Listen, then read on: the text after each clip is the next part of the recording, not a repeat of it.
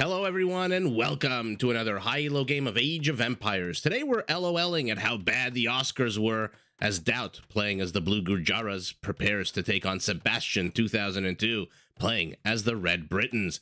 Now while the players heard their herdables explore their immediate surroundings and try to go up to feudal as fast as possible, let's take a look at the respective civ matchup we'll be watching today.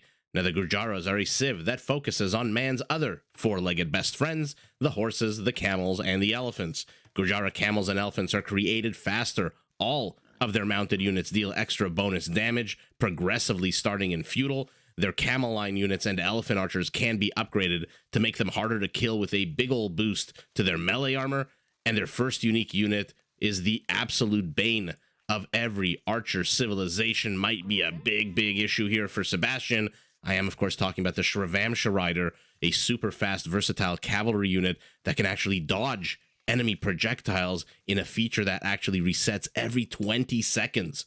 Now, to support their mounted units against pesky infantry units like pikes and halbs on the field of battle, the Gurjaras can actually field a second unique unit, the Chakram Thrower. Now, this is an infantry unit with a ranged melee who throws basically discs like Xena Warrior Princess, and just like her discs, the ones thrown by the Chakrams can hit multiple units at once. And even though their damage output is quite low, I think an elite Chakram attacks on a 4, not exactly the highest attack in the game, their pass-through damage is 100%. So every unit the disc hits is hit by the exact same attack. Now, in order to help the Gurjaras build their military, you'll see the telltale sign, 2 bushes at the beginning of the game, and they can garrison. Take a look at the bottom left of your screen. They can actually garrison their herdables to auto-generate food. If you take a look at the top left, 17, 18, 19, 29. Okay, that's just because these villagers were dropping off food, but you garrison your livestock and your food auto-generates. Now, in a very cool feature, the Gurjaras can actually upgrade their entire military-industrial complex so that all of their military units, you heard that right, all of their military units cost 25% less food, which is fantastic if his DauT plans on going Shravamshas, because they are very food intensive. Now, opposing DauT, we have Sebastian as the Red Britons, a civilization built around supporting its very fine ranged units. Briton archery ranges work 20% faster. Their foot archers, except for skirmishers, come with extra range starting in Castle, all the way up to +2 extra range for free in Imperial. And now that's not enough range for you. All of their foot archers can be upgraded to get even more range. Now, with all this extra range, rather, is quite good news for the Britons because their unique unit is the longbow. This is an overall decent archer unit that comes with a massive 12 range when fully upgraded. Now, not only do they focus on their archer ranged units, but also on their trebuchets. Briton trebs are some of the most powerful in the game. They can be upgraded to do blast damage and hit 100% of stationary targets like castles, towers, and town centers. So with the Warwolf upgrade, absolutely no missing of any structures whatsoever. Now, to help the Britons produce their military and support their endeavors out on the map, their town centers cost 50% less wood, and British, or is it still Britain? I'll look that up. I'll see what the the word is exactly. Their shepherds work 25% faster. So let's take a look where the players have spawned. You'd like to think that based on these civilizations and their bonuses and their unique units, the Gurjaras here have a massive advantage with the Shravamsha Rider, but never ever discount the Britons. Never ever discount the Britons, especially in the hands of somebody with 2507 Elo. So very excited to see what Sebastian can come up with, but also excited to see what DauT can come up with. Will he drop a DauT castle? Will he go Shravamshas? Will he do something completely unexpected? While the players continue to establish their bases, DauT first to click up to feudal. Sebastian about 82 food behind. Let's take a look at their bases. DauT, fairly okay base. Not a bad wall off to the northwest. Not a bad wall off to the northeast. South and east completely exposed, and unfortunately for him, this is the location of his primary gold. So would do well to secure this gold. Primary stone nice and tucked away in the back. Far west of his base, oh, he's got a nice little alley here between 2 forests with one little tree that he can use to maybe wall off later on in the game. I doubt he's going to wall it this far in the early stages of the game. Barracks going up for him. We'll see once he hits feudal whether he goes markets blacksmith or whether he goes military units. For now, Sebastian circling the back of his base. Let's quickly take a look at his starting position. Also not terrible. The part of his base facing DauT can be walled off quite well, but look at the south, completely exposed. But advantage Sebastian in terms of primary gold because it is nice and tucked away in the back. Primary stone as well. So overall, I would give the advantage here to Sebastian in terms of base spawning. That being said, DauT has just hit feudal 45 seconds ahead of his opponent. And like I was wondering, he built immediately an archery range going up to 22 villagers. Sebastian, a little bit behind, went up on the back of 21 as opposed to 19. So invested a few more resources into food and villager production, which explains why he's behind. DauT, very aggressive wall off here with stone walls, not something you see every day.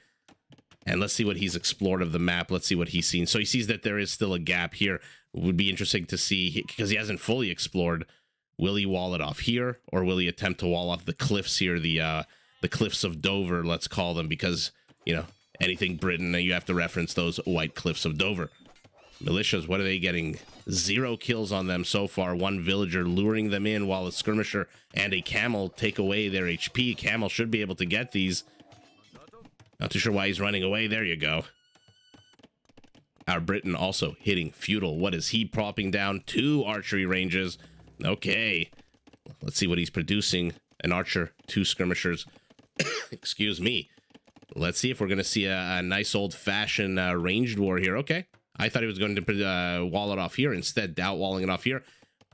Look at this massive construction undertaking here by our blue Gurjara. And these are not palisade walls.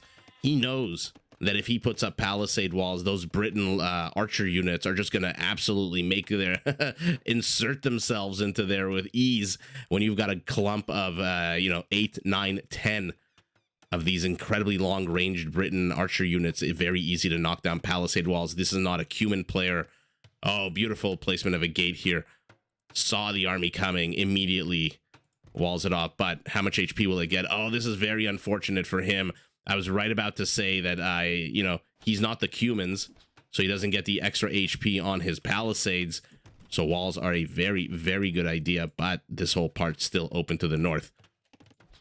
That being said, Sebastian not sending a huge army here, only 3 archers, 2 skirmishers. I don't know why he's going back here. Just rebuild it here. Rebuild it above the to the north of the house. Then they absolutely can't reach it. Let's see if she turns around. Yeah, she turns around.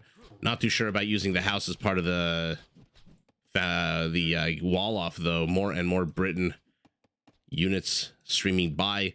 At this point, I think DauT has essentially... Oh, did he delete it, or did he actually make his way through? DauT, I think, has 2 options here. Either engage with this ranged army to the south, or try to pick off reinforcements. I think he's a little bit indecisive, which makes him get sandwiched here. Take a look at all these red ranged units. Camel goes down. 1 kill on these skirmishers. Pretty sure that's the militia from earlier. And now they are starting to pay the price. Archers wisely staying in their minimum range here. Beautiful play here out of Sebastian. Kill count evened up at 5 apiece. So the earlier units that DauT lost here have been, that Sebastian lost there, have been avenged. 15 military supply to 4. 4 skirmishers are all that stand between DauT and these 13 ranged Briton units entering his base. But absolutely fantastic idea to use the stone wall off. You know you're not playing against a civilization that has access to very heavy melee or siege units at this stage of the game, or even an early castle, to be honest. So stone walls are quite fantastic. Plus, he secures this internal forest here in the back. A little bit of the tip here, but it seems like this area is going to come under attack. Will DauT defend? Looks like he's planning on defending on it. Not too sure that's the right move, or if we should just relocate. Building another skirmisher, our Briton. Let's take a look at his base while red dots continue to stream across the map. I see a blacksmith here, part of the wall off, but has not walled off the north at all. Has not even seen that part of the map. Very strange out of Sebastian to not see that part of his base. Market going down. Obviously, you want the bigger structures to avoid the range of these units. There's villagers here in the mix as well. Very fascinating, guys. You know my clicking abilities are absolutely dog shit. 4 villagers here. Okay, Sebastian trying to make himself at home. Does he have any villagers on stone? Yes, he does. First tower going up for him. As I said, I think this is a bad idea for DauT to try to stay around this forest. Although maybe maybe I'm the idiot, and by sticking around this long, he's playing a little bit of 4D chess, pulling out this tower out of his opponent. And once that tower goes up, once that stone has been spent, he's just going to relocate somewhere else. For now, though, this oh no, this lumberjack area is also under attack. This is a lot of ranged units. This is 20 ranged units, 3 more streaming across the map, 2 right here, 1 slowly making his way. How many crossbows is this once he hits castle? 13 plus 1 makes 14 crossbows once he hits castle. And look at Sebastian's resources, 500 food, 100 gold. He is very much interested in going up to castle. 4 villagers still alive. Maybe garrison this one that's super duper weak inside the tower. DauT with the secondary wall off. Sebastian knows that he cannot let his opponent get up to castle first. He cannot let him get out the stable. He cannot let him get out Shravamsha riders. Otherwise, all of these people, all of these guys with bow and arrows and spears are in serious trouble. Not sure this is the right play here for DauT. A counter tower in this location, maybe put it closer to your farms here. This still leaves the farm super exposed if Sebastian, for example, parks himself here in this nook. For now, though, Sebastian is in the base. 3 archers, a skirmisher hanging out inside. More and more stone being taken. Our Briton is finally up to, or rather has finally clicked up to castle, but DauT will reach it about 1.5 minutes ahead of him. Has he built any stables? Oh, yes, there we go. 2 stables being built by him. But remember, like I said, until the Gurjaras get that, I'm going to probably butcher the pronunciation of this, Kshatriyas upgrade that makes all of their military units cost less food. Shravamsha riders are incredibly expensive. I think that's probably intentional on the part of the developers. They do cost 70 food and 20 gold. So think of them as a more expensive militia line units that usually go for 60-20. These guys go for 70-20. 3 of them, though, being built. The base model does dodge 5 projectiles. The elite dodges 7. So if you've got 1, 2, 3, 4 of them, they're going to dodge 20 projectiles from these 20 ranged units, which is absolutely crazy. That means they can close the distance. Plus, remember, I said they are incredibly fast. Take a look at their speed right now. 1.6. They are going to chase down the skirmisher. Oh, no, never mind. Now, the one saving grace here for Sebastian is that DauT is engaging, or looks like he's about to engage with very few Shravamshas. No, decides to rewind, retrace his steps, and now go north. Has he explored this part of the map? Yes, he has. Let's follow along their journey. Bill and Ted, joined by a few compatriots that they picked up in their telephone booth. We'll see what they decide to do. Let's see what they see. Okay, so they see the archers going home. Sebastian wisely. I forget which game I cast or which game I saw. I mean, look at them dodging those projectiles. That's absolutely bonkers. Pike upgrade coming up first. Interesting play by Sebastian. Usually you see a Briton hit castle. The Briton immediately gets bodkin, immediately gets crossbow. In this case, he knows who he's fighting against. He knows that there's Shravamshas on the field. He needs pikemen. They are absolutely terrible at fighting heavier cavalry or more powerful melee units that have an attack bonus, for example, pikemen. So, both players just continuing to circle. Looks like red is going to sandwich blue inside the tip of his base here. Okay, wisely decides to back away. Does finally get the, whatchamacallit, the bodkin. You know, that's why you guys watch this cast, to hear professional terms like a whatchamacallit. But this is not a fight that red wants to take. The Shravamshas, their attack is not the highest. They base of an 8. Okay, I stand corrected. This is absolutely an attack that he wants to take. At the same time, plopping down not 1, but 2 town centers is our red Briton. Shravamshas, though, on the menu. 7 of them out so far. Any upgrades? +1 attack? No. defensive upgrades on them. Would have probably done well to get defensive upgrades. HP on these archers, though, starting to get lower. Now there's only 19 of them, down about 140 HP. So the Shrevamshas, if they decide to swarm, could potentially have a great time of it. But as I was saying, I forget if I was casting a game or watching a player live, but it was exactly this matchup of Britons and Gurjaras. The Briton did the same thing, retreated to his base, but then for some strange reason came out of his base and engaged into 5 or 6 Shrevamsha riders, which in this game are trying to poke their way through the south of Sebastian's base. No ranged units in support, so this villager is nice and safe, being able to repair that house, and out comes a monk. Should be able to shoo these guys away. Remember, if you lose a unit, it swings the military count by 2, because you go down by 1 and your opponent goes up by 1. So 7 would become 8, 22 would become 21. You guys know how conversions work. This isn't your first time watching Age of Empires. Let's see what the players are doing. DauT behind in the villagers by about 8. Not great for him. Still on the back of one town center. I guess he was focused on getting this castle up. We'll see what for. It is for Fast Imperial. He will hit Imperial, what, at around the 30-minute mark of the game. We'll see if that's enough of a boost here to his civilization, let's call it. Because right now he is down 4 times the army supply. He is down 12 villagers.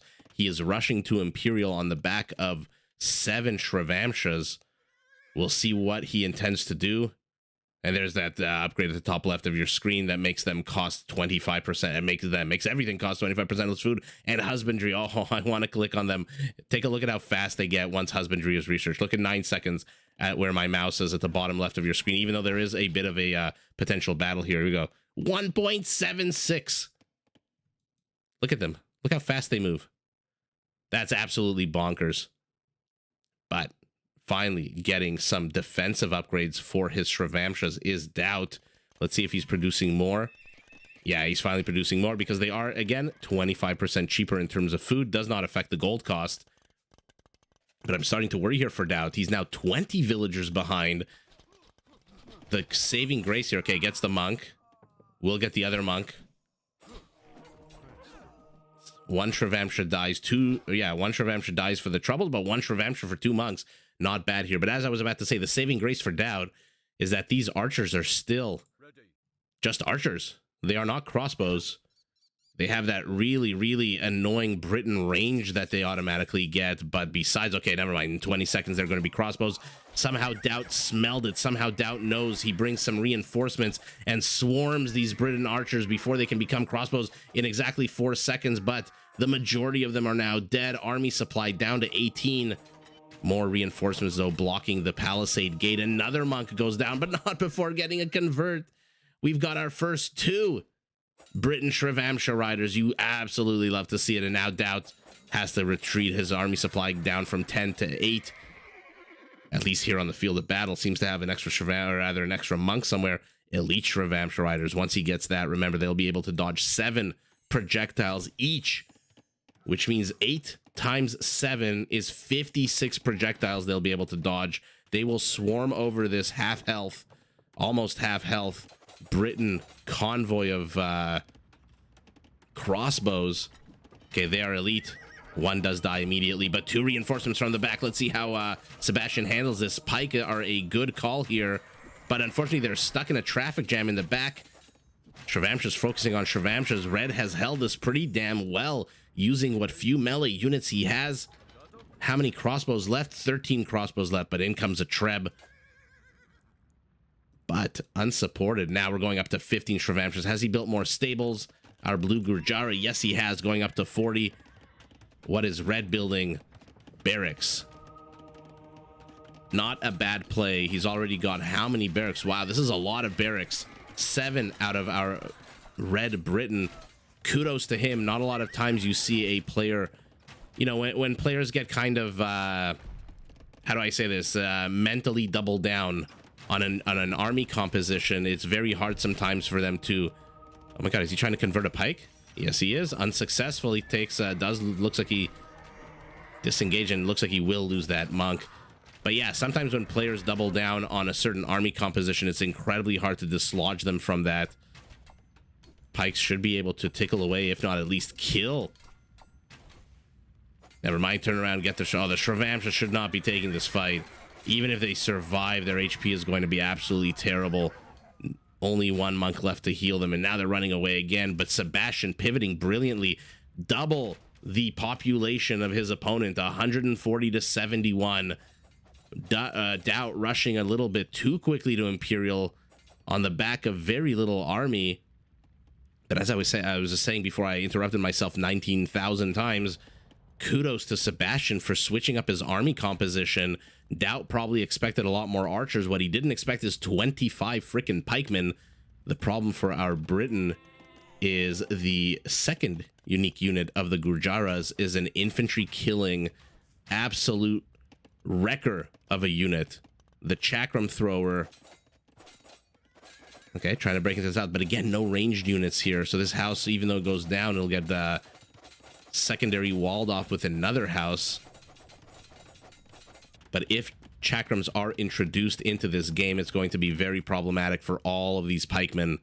The only saving grace, I guess, for our Briton player is that the unique unit, the Chakram, actually has to be built out of a castle, as opposed to, you know, the standard archery range, barrack, stable, siege workshop. And castle's much more expensive. Castle's much more rare than those, whereas you usually see, look at this, 6 stables. You're not going to see 6 castles out of DauT at the moment. So if he wants to go Chakram, he's going to have to build them slowly, one at a time, which gives Sebastian plenty of time to regroup, retreat, improve. He is also now about 2 minutes away from Imperial getting Squire. So, excuse me. Sorry, I don't know why my throat all of a sudden got really dry. 2 Shrevamshas escape, but now there's Shrevamshas in the back of his base. The problem for him, 4 pike are chasing them. They automatically engage. He is not babysitting them, loses one immediately. The other 3, look at their HP. They're at half HP. Again, does not babysit them properly. They turn around. 4 becomes 1, and this is the last survivor. And he dies as well. Shrevamshas. Okay, what are the upgrades on these guys, by the way? +2, +1. Numbers beat bonus attack. +1, +2. Exactly the reverse upgrade on these pikemen. Very aggressive with his trebuchets, his DauT, thinking he can hold this. 33 Shrevamshas. Military supply has even up. He's looking to swarm. He's looking to surround. This might actually work here for DauT. We'll see. For now, the pikemen holding strong. Contingent reinforcement of about 6 or 7 come through the gate, but more and more streaming through the gate. Absolutely terrible fight here for our blue Gurjara. However, 3 Trebs stand strong. 3 Trebs are starting to shell away at this castle, but it looks like it's being repaired. How many villagers?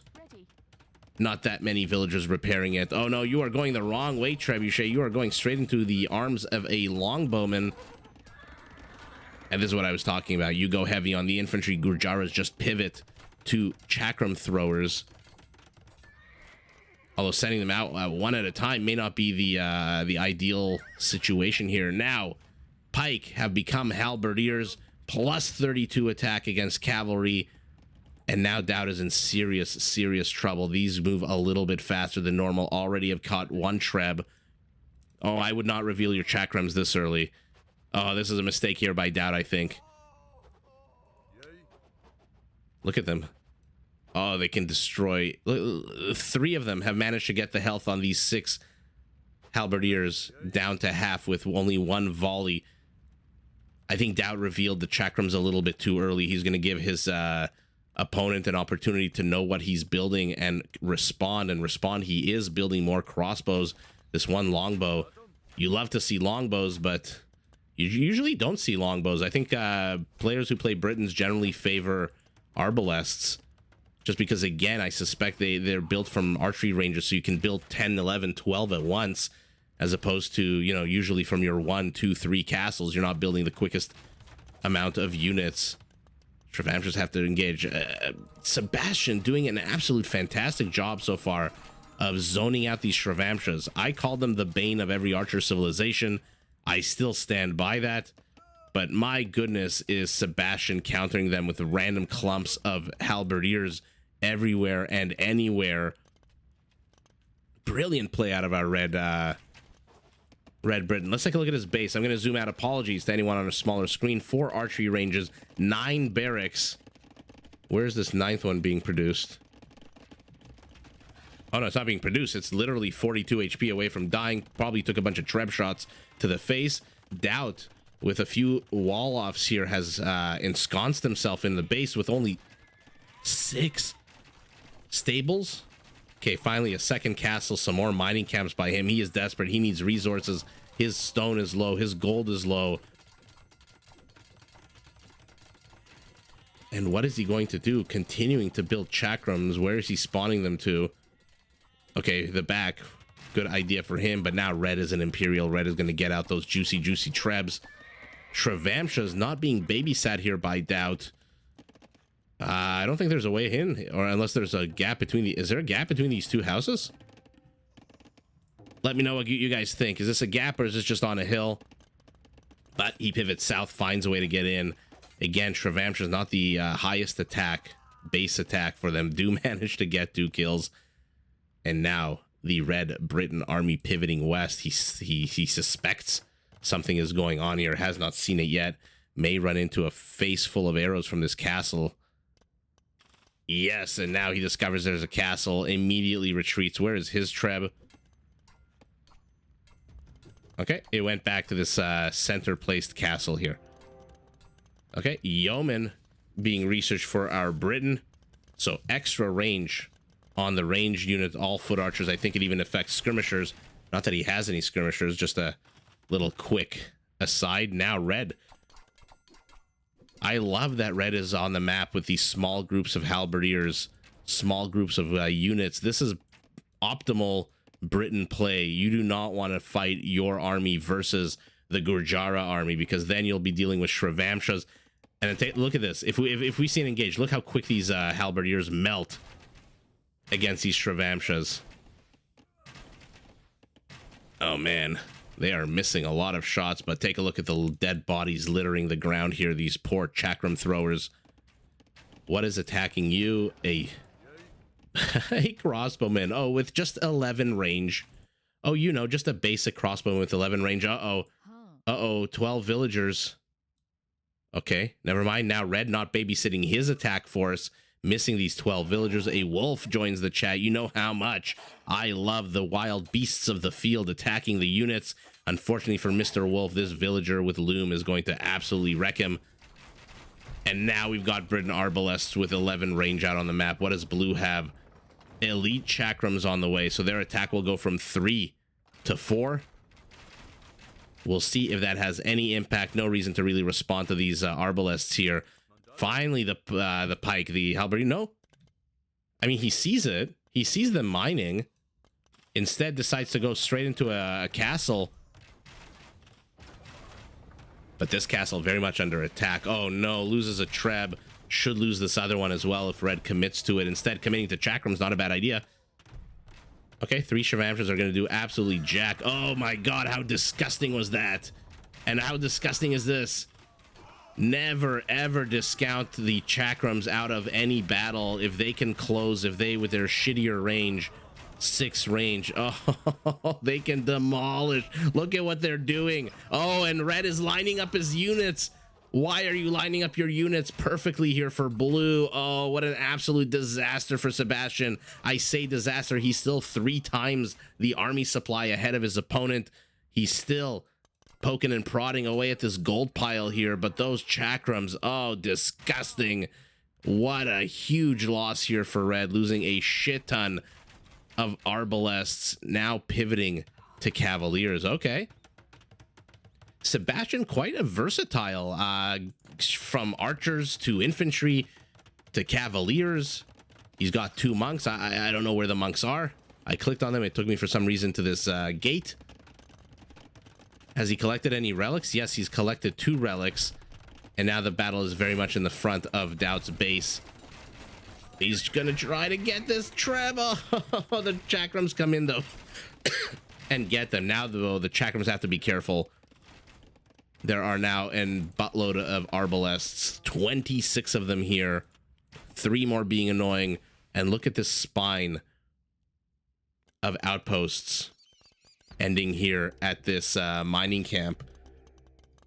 Sebastian, look at his vision of the map. I'm going to zoom out. If ever there was an example of the player dictating a pace of the game, having vision of the entire map, look at this. This is DauT's vision, by the way. This is his vision. He sees absolutely nothing. Absolutely nothing. He does not know what the hell there is here. He is charging in with these Shrevamshas, thinking that he knows what there is here. He does not know about these Cavaliers coming and trying to snipe the Treb. They will probably get it. Stronger than the Shrevamshas, they are for sure.